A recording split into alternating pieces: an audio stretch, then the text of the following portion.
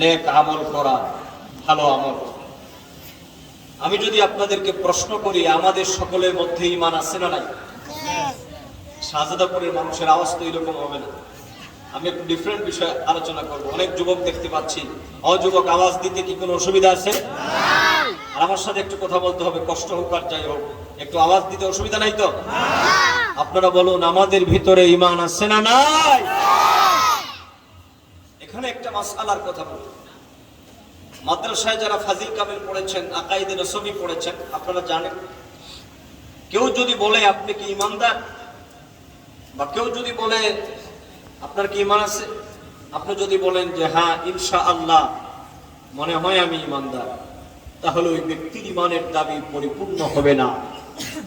ঈমানের ক্ষেত্রে কোনো সংশয়বাদিতা রাখা যাবে না, ঈমানের ক্ষেত্রে কোনো সন্দেহ পোষণ করা যাবে না। আকীদা গ্রন্থের মধ্যে বলা হয়েছে বাল বিতাসদীকিল জাযিম, বাল বিতাসদীকিল জাযিম। ঈমানের কথাগুলা বলতে হবে অত্যন্ত দৃঢ়তার সাথে, অকাট্যভাবে বলতে হবে, নিঃসন্দেহে আমি ঈমানদার, তাতে কোনো সন্দেহ।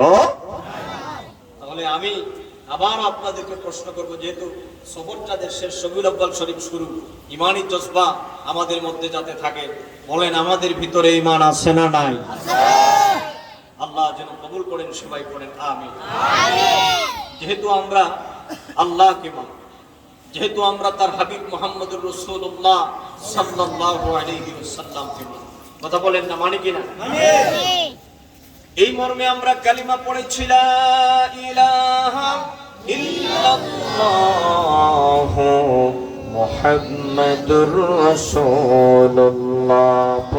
পড়েন লা ইলাহা ইল্লাল্লাহু মুহাম্মাদুর রাসূলুল্লাহ সাল্লাল্লাহু আলাইহি ওয়াসাল্লাম। আমরা সাক্ষ্য দিয়েছি আল্লাহ ভিন্ন কোনো ইলাহ নাই, কোনো মাবুদ নাই।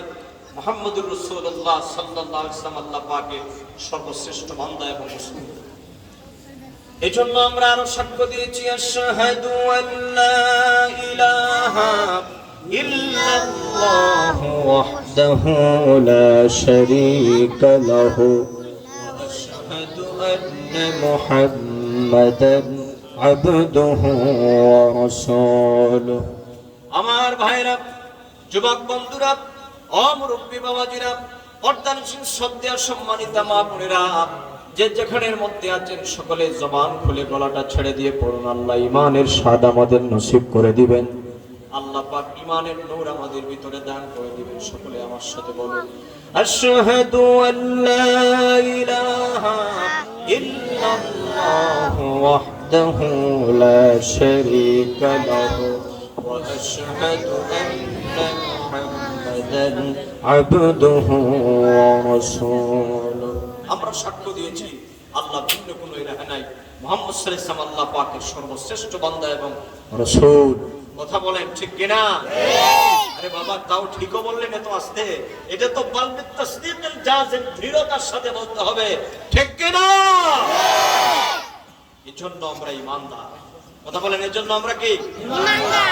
এই যে মাহফিলগুলো হয়, ঈমানের ধার মাঝে মধ্যে কমে যায়। এজন্য মাহফিলগুলোতে আসলে আল্লাহ রাসূলের নাম নিলে, নারে তাকবীর, নারে রিসালাতের স্লোগান দিলে, ঈমানের কথাগুলো বললে ঈমানের ধার আবার বাড়ে। সারা বছর সেই ঈমানের পাওয়ার নিয়ে আমরা চলি। কথা কোন ঠিক কিনা? এই কথা হলো প্রথম।